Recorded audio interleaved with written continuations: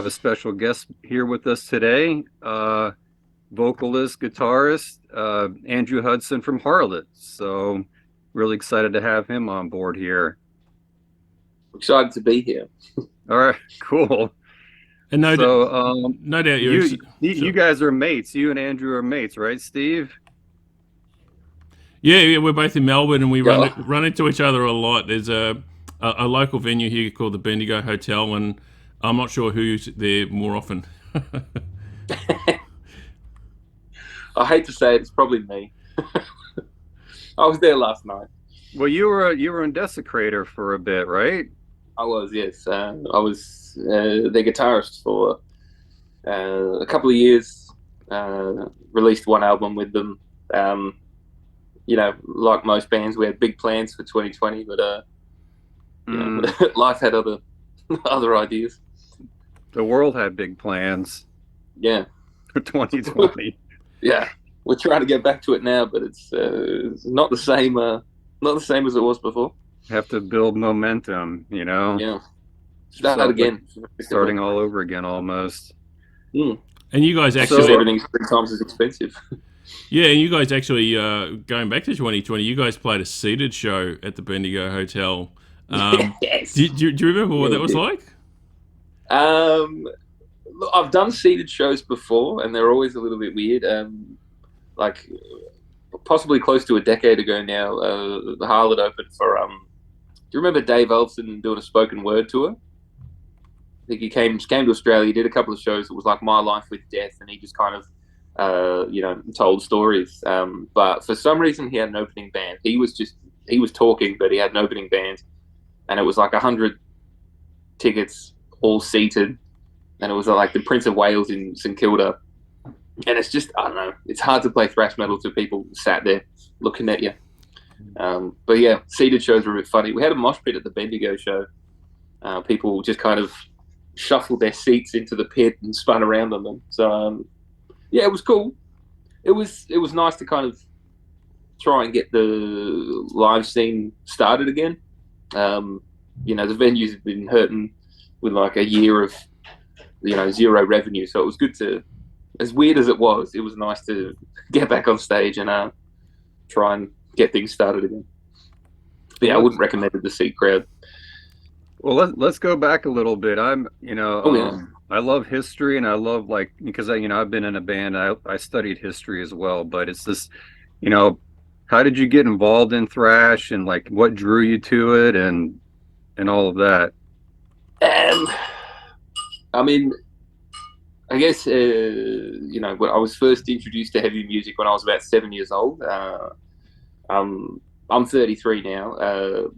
1997, Metallica's Reload came out, and my brother, older brother, 7 years older than me, he got that as like a Christmas present or a birthday present.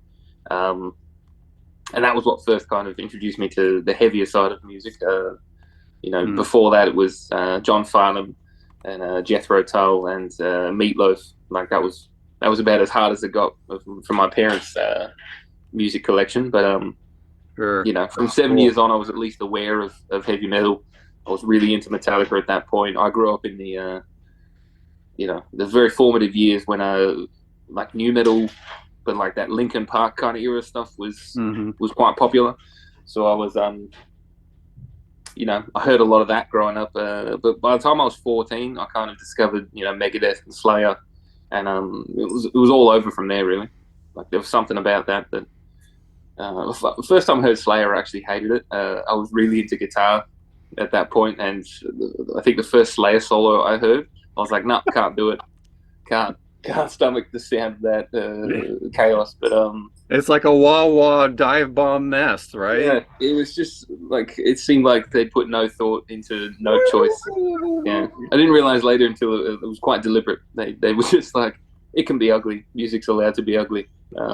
Something that I've tried to adopt myself, but yeah, from about the age of 14, I started listening to thrash metal. I listened to, I experimented with all other types of metal. I've got a huge penchant for power metal, particularly gamma ray. I loved black metal as an angsty teenager. You know, I enjoy most things, but thrash is just what I keep coming back to. There's something about that energy. I've something to behold live. Thrash metal is one of the greatest experiences of all time. Sure. So that's what that's what I lean into. So do you have a favorite thrash band, thrash album? I mean, it's quite obvious that Slayer are a huge influence on everything I've done. I'm also a big fan of Creator. There's a fair bit of Creator influence in what I do. Just the, I think, what do they refer to it as? The Cheese Police. They kind of dabble with, you know, you can write heavy music, but you can also put like needlessly triumphant kind of passages in your songs because, you know, melody is a good thing to juxtapose against aggression. If we're talking about particular albums, something that was quite influential to me when I started the band was Guillotine's Blood Money. It's a bit of a rare one. Guillotine were like a 90s band. I think they broke up and they reformed and did another album. And I think it was their 2008 release. Yeah, Blood Money's incredible. It's like start to finish. It's just no holds barred aggression. Is that an Australian band? No, I think they're Swedish. Swedish. There's someone from Europe. They're like they didn't get anywhere near the kind of traction they should have from that album because it's incredible. And another weird influence is you know, Creator's mid-era stuff. They kind of started off really heavy, and then they did a couple of experimental albums. Right in the middle of their experimental albums is the album Cause for Conflict, and it's incredible. It's some of the greatest songwriting I've ever heard. Everything's incredibly well thought out. All the riffs are really clever. The transitions are phenomenal. It's just it's a great album to listen to, and like appreciate how you can approach songwriting, what you can and can't do with a song. Like it's a really inspirational.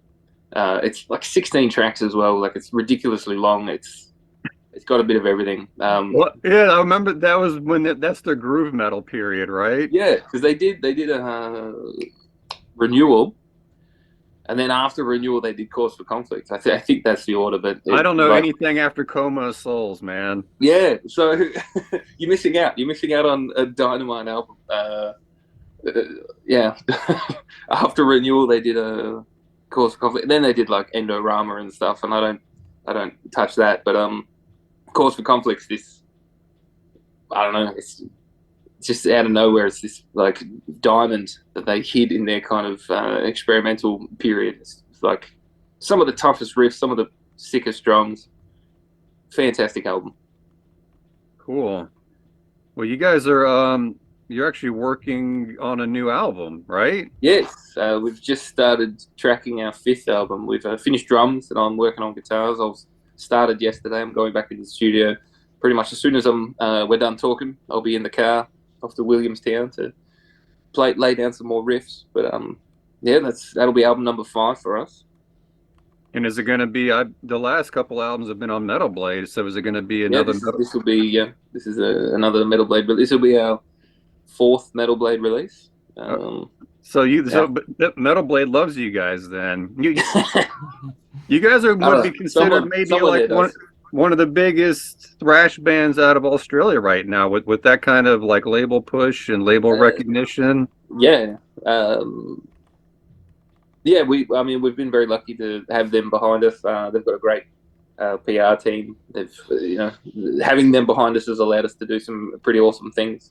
And it's just the biggest benefit is that they've got this kind of, they've just got a YouTube channel. They got this push that means your music gets to more ears than it ever would. And, as a musician, the goal is to give people something to listen to. Like that's the end goal. Like, it's 2023. I grew up like beyond the point of music being a profitable venture for me. But, so the goal has always just been to create music that you will enjoy and that people will enjoy. And the fact that, having that label behind us allows so many people to listen to it. It just makes life a lot easier and it makes everything a bit more worthwhile. Yeah, I mean, it's of course, I'm young as a young metalhead in the '80s. I mean, Metal Blade and Combat Road Race, Road Runner, Noise, those were all instantly recognizable. When you saw those labels, you knew immediately that it was going to be metal. You knew what was going to be on there. So, I mean, have you ever met Brian Schlegel or? No, never actually been to America. Never met. Oh, okay. Yeah, never met Brian, but he's been nice enough to like put us on some of his like personal. I think he's got his own Spotify playlist, like bands you should be listening to. He likes a couple of our Instagram posts. It's pretty cool. You know, this guy's like, you know, godfather of you know, heavy metal in some respects, and in the U.S. Yeah, to have sure. I mean, to have his blessings is a pretty cool thing. I mean, think about it. I mean, going back, if you're like label mates with bands like Slayer, Voivod, Celtic Frost, Metallica. I mean, I'm on the same label as King Diamond, and that spins me out. And if King Diamond, you know, Merciful Fate. Like, if you dig deep, you go back far enough, you're label mates with all of these, you know, seminal bands. Like, seminal bands. Some of the big four, they call them here in the States, the big four, like Metallica and Slayer. They call them that everywhere. Don't worry. Okay. I was discussing the big four last night with a friend, and it was like, why did they decide on four? Like, how is it not just the big three? Right. we all know who's fourth in the list. How did they sneak themselves on there? Right. But yeah, so it's really amazing that you guys are on the same label as like all of, you know, basically these legendary like thrash metal bands. It's pretty crazy. Oh yeah. And how did you guys get hooked up with Metal Blade? Were you sort of shopping yourselves around, or did they reach out to you? No. So this is part of the cool. This is kind of the cool bit of the story. Is our first album was out on like a little independent Italian label, and when we started working on the second one, we kind of recorded it, mixed it, sent it off to the little Italian label. They're called Punishment 18, by the way. They've released some fantastic kind of undergroundy thrash bands. They, you know, I think In Malice's wake did a release on them.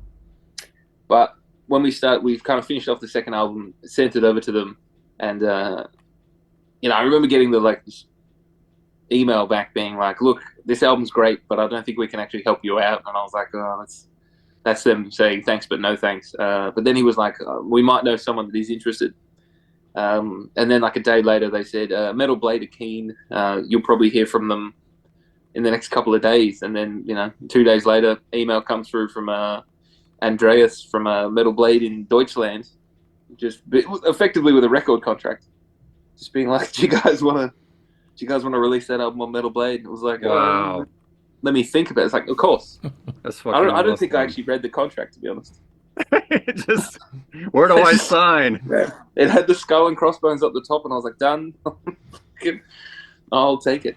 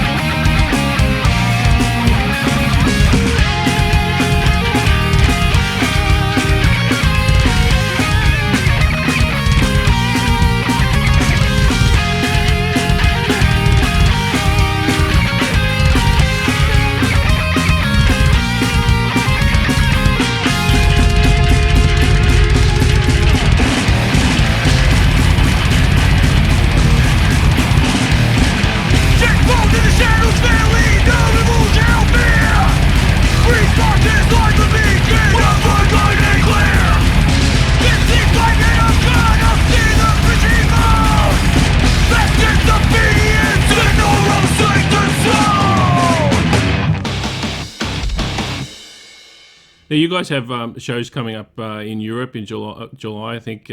Yes. And now, are Metal Blade able to give you any support for that, or is that mainly just you guys trying to line up? Because I know it can be a Jenga puzzle with Europe touring, because you basically got to book, with different promoters for the different, different countries or different cities. So, and particularly now that the industry kind of fucking died, a lot of people that used to be booking, walked away from that life. A lot of the venues have closed down. A lot of the bands that were good for supports are no longer operational. We were supposed to go in 2020. We had we got asked to come and play a festival in the Netherlands called Pitfest, and then we had a promoter being like, "You're coming to Europe, let me book you like a couple of weeks of shows." Then we were supposed to play Rock Hard Festival in Germany. We were going to be on a bill with Blue Oyster Cult, like, oh, nice. Like, again, one of those bucket list things. Like, it's a box you can tick and be like, I played a show with Blue Oyster Cult. That's fucking hilarious. I apologize for my language, by the way. I'm reasonably Australian in that regard. But yeah, we were supposed to go in 2020. Obviously, that didn't happen. They kind of go, look, it's not going to happen this year, but come back next year. And then 2021 was no better in many regards. And then they were like, it's all right, after come back next year. After a couple of years of delaying, they've finally gone, all right, we're going to do it this year. 2023 is the year to get things going again. So we were accepted back onto Pitfest for 2023. A week later, we're playing a festival in a festival. It's just it's an outdoor venue. It's a show in Dortmund called Tombstone Festival. We've got a couple of Polish gigs that we've booked through a Polish promoter.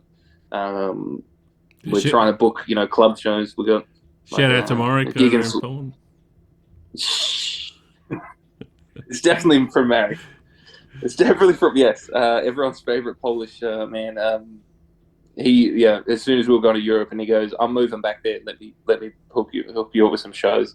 So he's booked us 3 gigs in Poland. We've just booked a show in Slovakia. Never played Slovakia before. I've done the Czech Republic, but never did the Slovakia side of things. So I'm looking forward to ticking off another country. Looking at little club shows in Germany. I think we've got something lined up in Cologne. We're trying to sign off on the Berlin gig. But yeah, it's a different world at the moment. A lot of venues, like, venue hiring fees are through the roof at the moment. If you're like, we want this venue, and they're like, cool, it'll be €500 plus 300 for security plus 200 for a door person. Like, they just list all this stuff you've got to pay.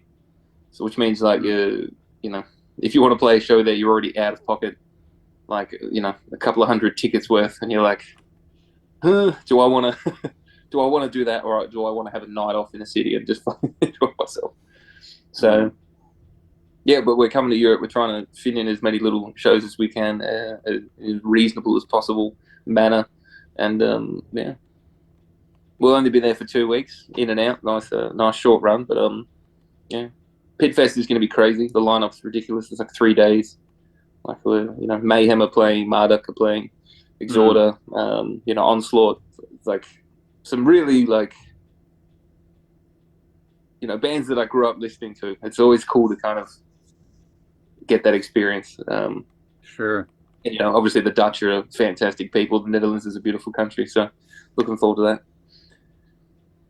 So I wanted to ask you, I noticed the name of the band's called Harlott. Is there any connection with the Iron Maiden song Charlotte the Harlot? Is there any history behind the name?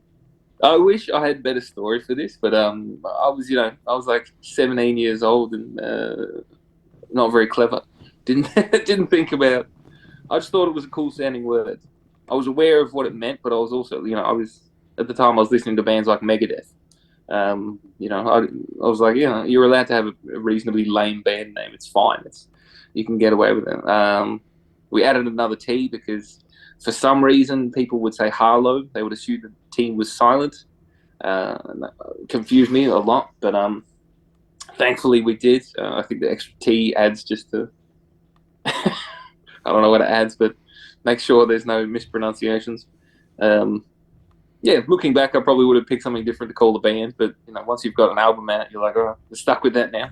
So it's a name you came up with when you were a kid, then? Yeah, it's just obviously, I would have known the word. I would have known what it meant. I just thought it sounded cool. Well, Two that's syllables. also part of the magic, man.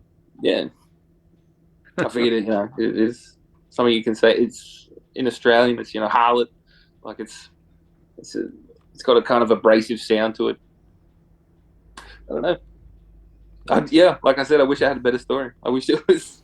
No, I that's wish it was cool, man. inspired by some sonnet by Aristophanes or something. But It's funny that you were talking about Slayer earlier, because when I was listening to your albums, it jumped out at me that vocally you can, to me, kind of a cross between Tom Araya, Chuck Billy, and Billy Milano from SOD. Kind oh of wow, kind of a mixed bag, but I definitely heard some Tom Araya in there and some Chuck Billy. So is Araya the pronunciation? yeah, that's how I've always said it, Tom Man, Araya. I'm pretty sure. I think in Australia it's Araya, Okay. but it's also Yeah. in Australia it's Araya. Yeah. But yeah, like Tom Araya is, as far as I'm concerned, he's got like the pinnacle of what a thrash voice should be. It's got enough melody to it that he can actually sing kind of choruses. He's got this beautiful aggression to it. His high notes are fucking cutting as hell, and obviously the Tom Araya scream is Sure. I do play in a Slayer tribute band in Melbourne. Okay. Well, there you go. I'm perfectly I fine could with the hear it. I comparison. could hear it, man. I could hear it. And the It's Chuck awesome. Billy Testament were a huge influence to me growing up. I still consider Testament's The Legacy to be one of the it's, as far as I'm concerned, it's the greatest opening album that any thrash band ever released.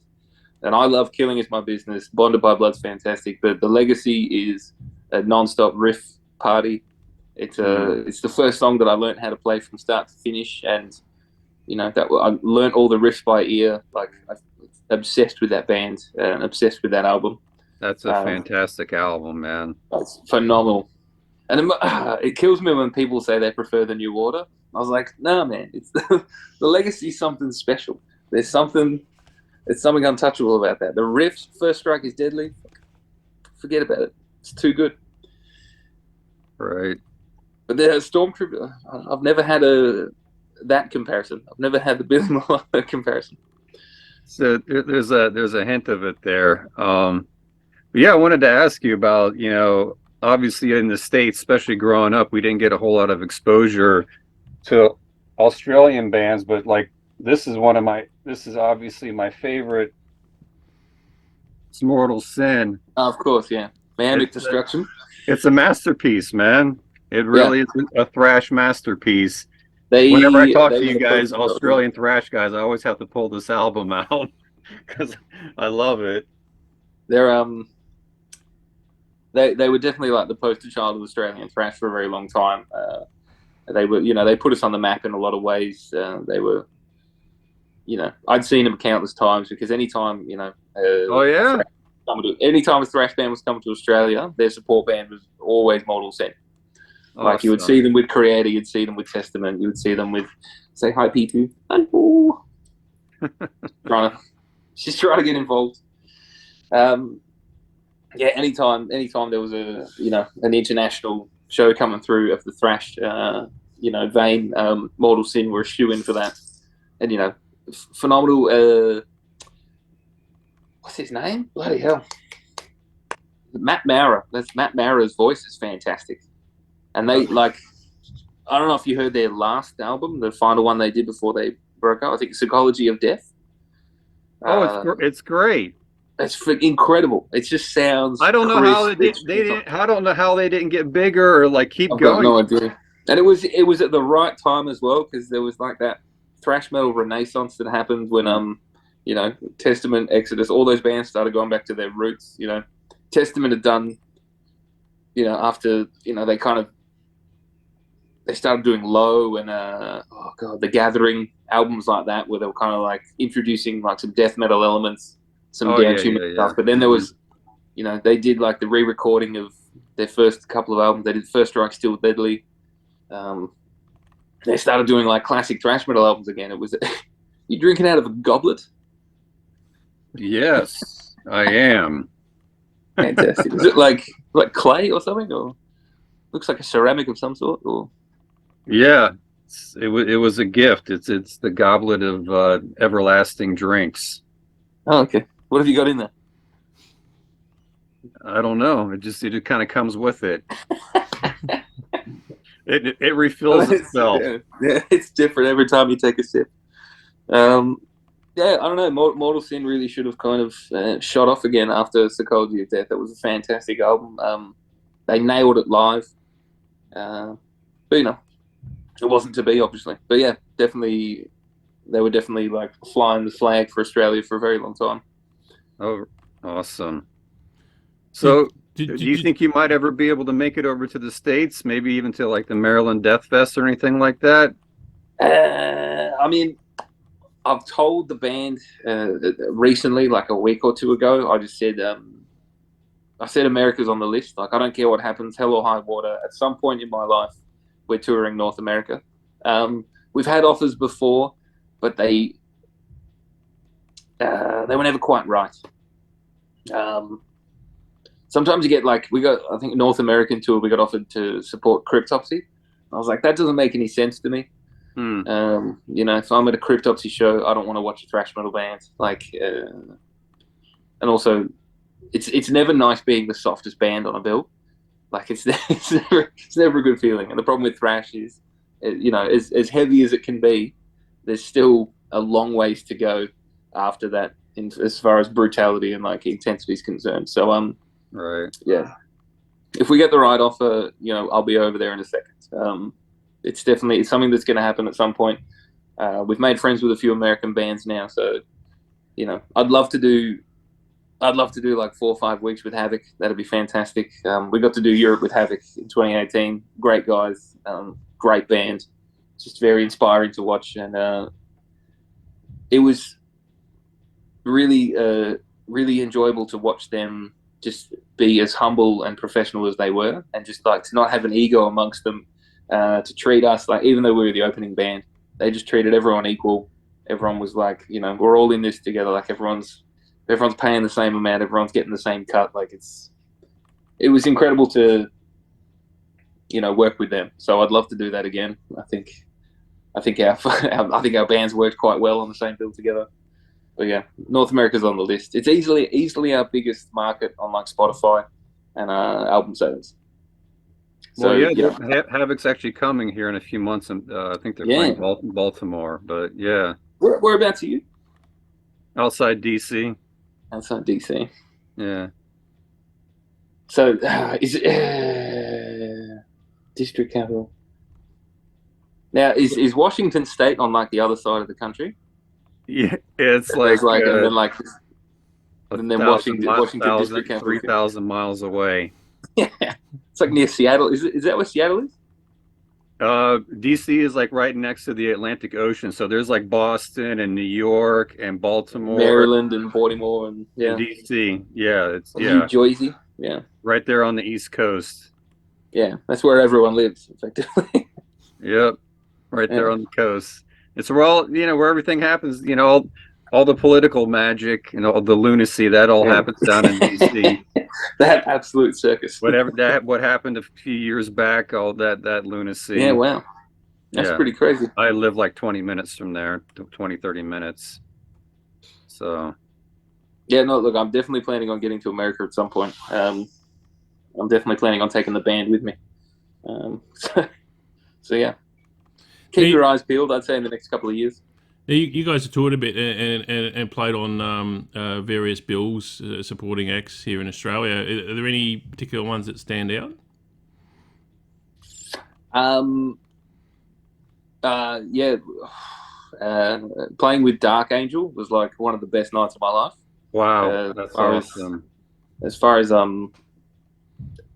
like playing with legendary bands is concerned, they were right up there. And as far as like just meeting a bunch of really humble dudes that loved heavy metal, like that was that was an incredible experience. Jimmy Durkin complimented my guitar playing, and then he watched the band from the side of stage, and it's the coolest feeling. You're being able to look across, and you're like, oh my god, look at that. Look at those guys. So yeah, that was a cool show. Gene Hoglan complimented the band as well. He went out of his way to come and find me after the set and say, you guys did a great job. So that was pretty awesome. Overkill was a great show. I was supposed to see them at one of the Maryland Death Fest, but I got the flu. I had like 101 fever or whatever, and then I had to come home, so I never got to see them. But that's really awesome. Yeah, fantastic show. But yeah, Overkill as well. I've been to Overkill shows as just like an audience member and as a support band, and every time that was a great show. We got to play with Sepultura. Playing with Accept was pretty cool as well. Just like, bands that you kind of heard when you were real young. I'm pretty sure I heard Breaker like when I was just getting into like Lion right here. Yes, real fans, like legendary band. Yeah, look, there's been a couple we played with. I don't know. There's too many to. It's been happening for so long. It's kind of every now and then you go, oh yeah, we did play with Children of Bodom that time, and you kind of remember weird moments. And of course, I got to play with Annihilator 32 times in Europe in 2015. That was wow. That was pretty fun. That's awesome. I lost track of them after the first album, but that first Alice in Hell album is incredible. It's incredible. So some of the riffs on that, and Jeff Waters is a note for note perfect performer every single night. It was weird watching him play the same solo exactly the same every single show. Like, the guy's phenomenal at what he does. One of the most ridiculously good guitarists I've ever seen in my entire life. That's awesome. And an absolute goofball of a person.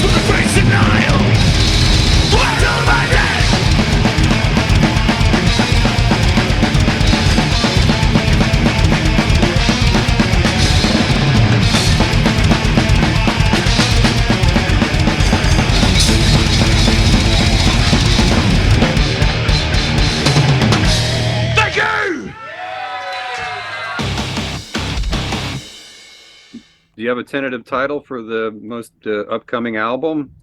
We've had I've had a couple of ideas, nothing that's really stuck. Like I'm trying to walk the line between awesome and pretentious. And it's really easy to, lean in too far. Like one of the songs on, like the closing song on the album's got this huge passage, and it's kind of begging for like a kind of cross between the choir singing and Gregorian chanting. And if I'm going to do that, I may as well, write the lines in Latin just to add a bit of spice to it. And then the temptation is to give the album like a Latin name. And I'm like, is that okay? If someone, I'm not of Latin heritage. Like, can I get away with it? Are people going to be like, hey, that's cool? Or are they going to go, what a wanker? Like, that's what I wrestle with a lot of the time. You're the So, artist, man. You're the creator. You can do whatever you want. You can call it Harlott Metallicus. yeah. And like, I'm avoiding, because it's our fifth album, a lot of bands like to use like that number for some reason as like, I know a lot of bands that's fifth album is just called V or five. Like Oh, sure, a sure. I lot got of you. bands do that. Mhm. And I would like, as tempting as it is to get some kind of pent, like, wordplay into a an album title. It's kind of like, do I do that, or are people just going to be like, you absolute tool for doing that? So I think another thing I need to do is thematically the albums kind of all had related titles. The first three in particular were supposed to be a trilogy. There was Origin, Proliferation, and Extinction, which was like the three cycles of a species. Something starts, it grows exponentially, and then it dies out. Like those are like the three stages of cell growth on an agar plate. I did a biology degree many years ago, and I use a lot of ideas from that for lyrics. But Cool. for album four, it was hard to think of what would come after Extinction. So that's where Detritus of the Final Ages. It's the rubbish left over afterwards. It's hard to kind of keep that going. You could call it you could call it rebirth. Yeah, well, and that's the thing. Like having an album just called Resurrection is it's kind of implying that you. I don't want people to think that we stopped at any point, because Mhm. that's what a resurrection would imply. Like, oh, the band's coming back. That's like, well, we were always here. Uh, so yeah, there's heaps of ways I can approach it. I've got a few ideas, but nothing that I'm happy to pull the trigger on. But as you can see, there's a few things to consider, And over which those always makes it fun. over those albums that you mentioned, you've had a number of lineup changes. Do you feel it's kind of Oh yeah. a settled lineup now? Well, I'll keep these boys as long as they'll have me. They're fantastic performers, very easy to be around. It's all very well and good to be able to play your instrument, but you need to be an agreeable human being that you can stand to be around, because if you're going to take a band on tour, the last thing you want to do is spend 6 weeks on a bus with a dickhead. And unfortunately, I fill that role in the band, so like I can't have more than one of me. So I need to make sure that everyone Sure, else is easy man. to get along with. I want everyone else to be easy to get along with, so that they can like get together as a group and in unison decide that I'm the bad guy, because that's just it's easier if there's only one villain. So yeah, look, they're great performers, they're great guys. The band's always been full of great people, but it's not. Life gets in the way sometimes. It's not for everyone. One of our guitarists did a tour in Europe, came back and went, "Oh, that isn't really what I thought it was going to be like." So, he decided to leave after that. It was, sometimes you get close to realizing the dream and then realize that the dream wasn't what you thought it was going to be, and people leave. I don't begrudge anyone for their decisions. I appreciate everyone's time and investment that they put into the band, and I've been lucky that every time we have someone leave and someone come in, it's always an equal or better match. But of course, you got to say that. So yeah, we've had a few lineups.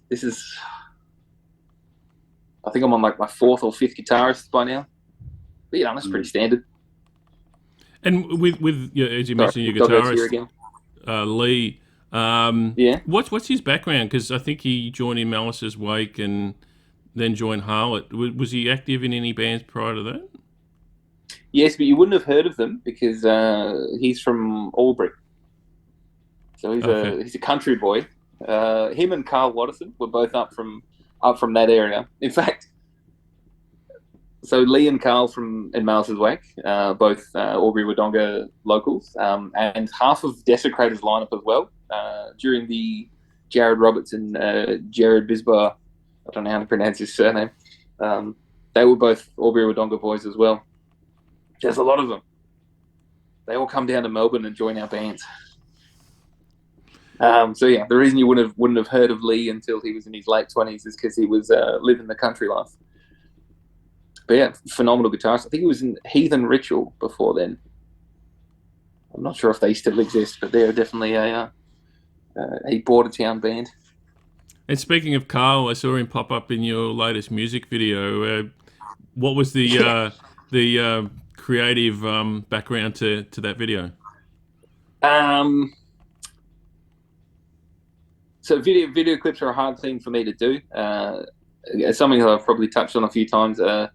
I struggle between that dance of being taken seriously and then coming across as a bit of a wanker. And film clips in metal bands are always a little bit kind of like, particularly if it's like a 4-minute song. I don't want to watch 4 minutes of people headbanging. Like that doesn't interest me. I like to have a bit of a story with it, and there's no way I'm going to be able to feel comfortable with a story unless it's kind of just mostly jokes. I'm a huge comedy fan. It's like, I grew up on Blackadder and Red Dwarf and, very British comedy kind of household. So when it came to film clips, I always just wanted to make sure it was kind of full of gags so that if you weren't enjoying the music 100%, you were at least enjoying a couple of laughs at the expense of us. So that film clip was just that classic trope. I know it's been done 1,000. Well, I assume it's been done 1,000 times because it's not terribly original. But the trope of playing against the devil, playing chess against the devil for your soul. This was playing against effectively the devil for a record contract. And it started off as chess, and then it kind of just descended into more and more ridiculous games.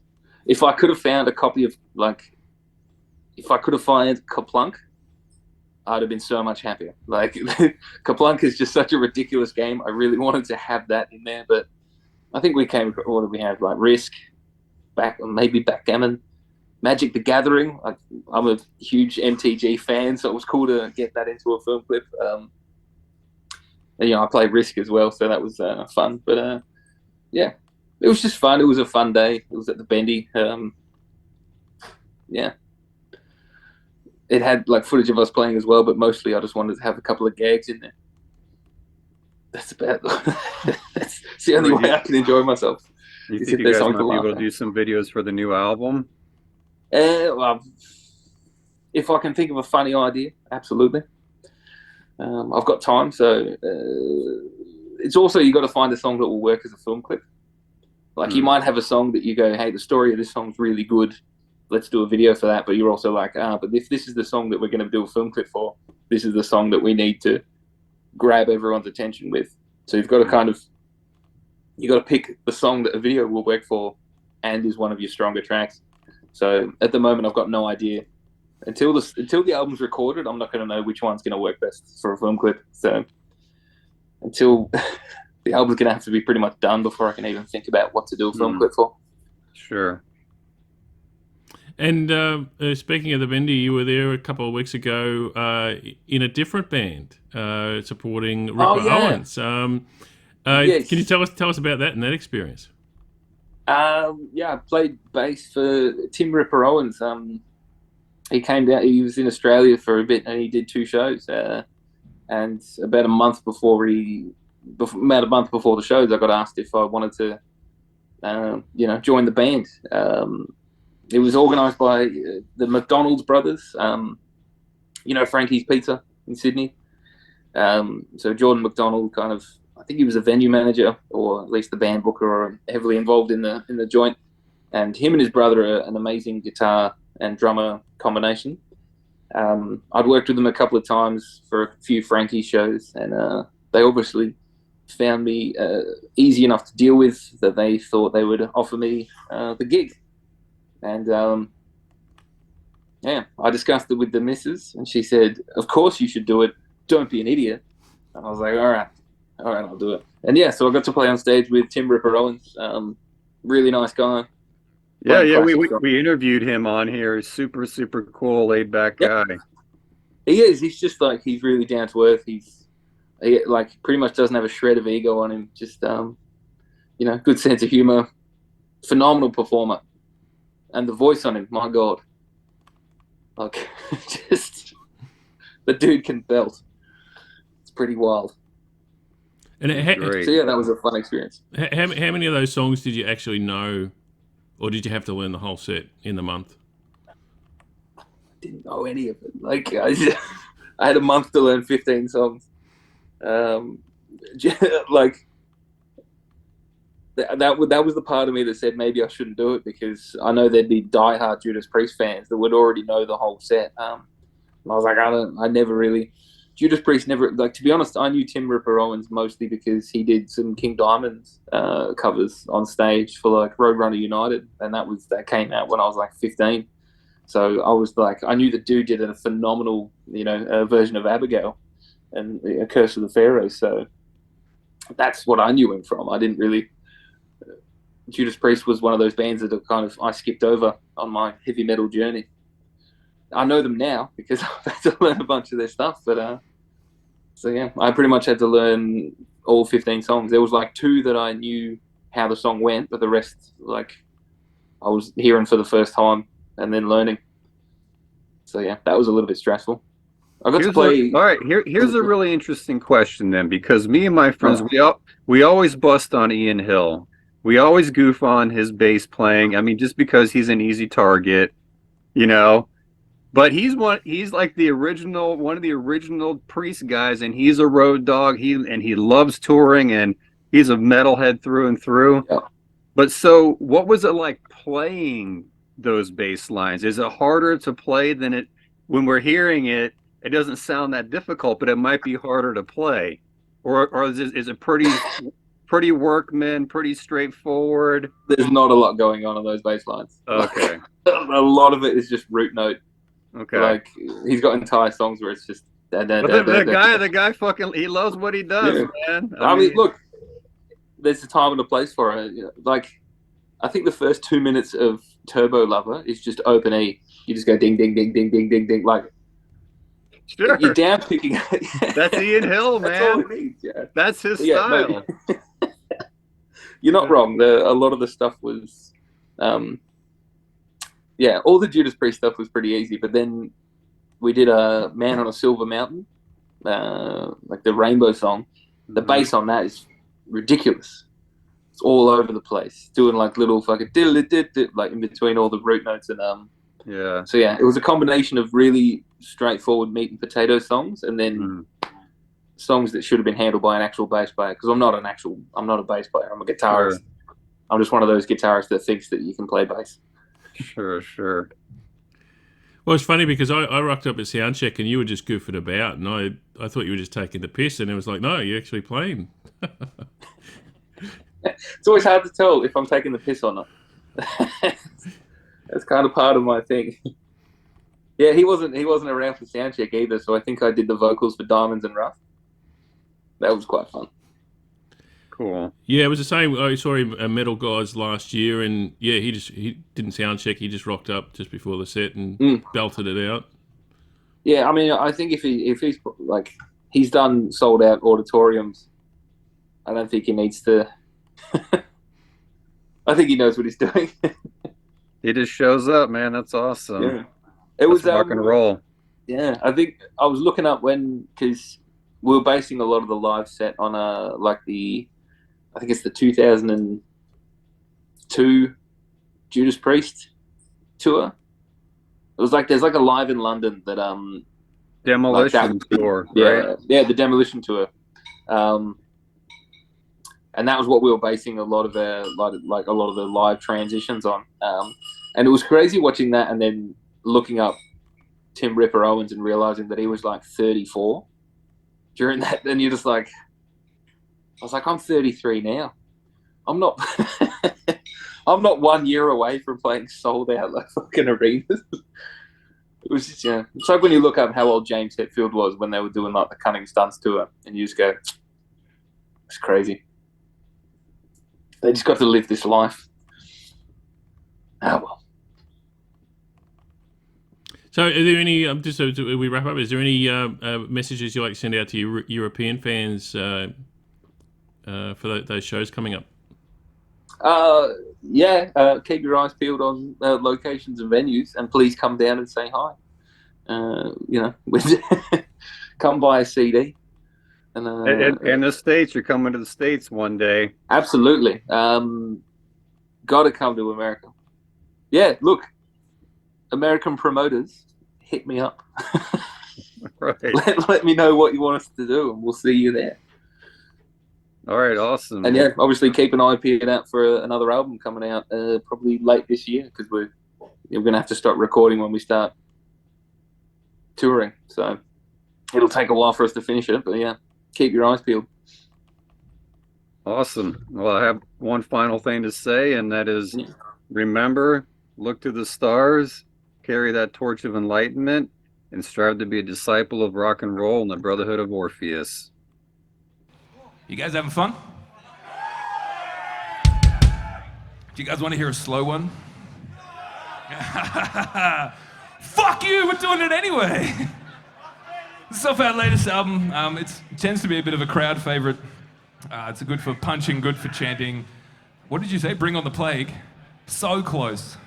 So close. Where is the plague? Yeah, plague's a bit of a touchy subject at the moment, so we try and steer clear of that one. So last minute edit. This is Bring on the Wall.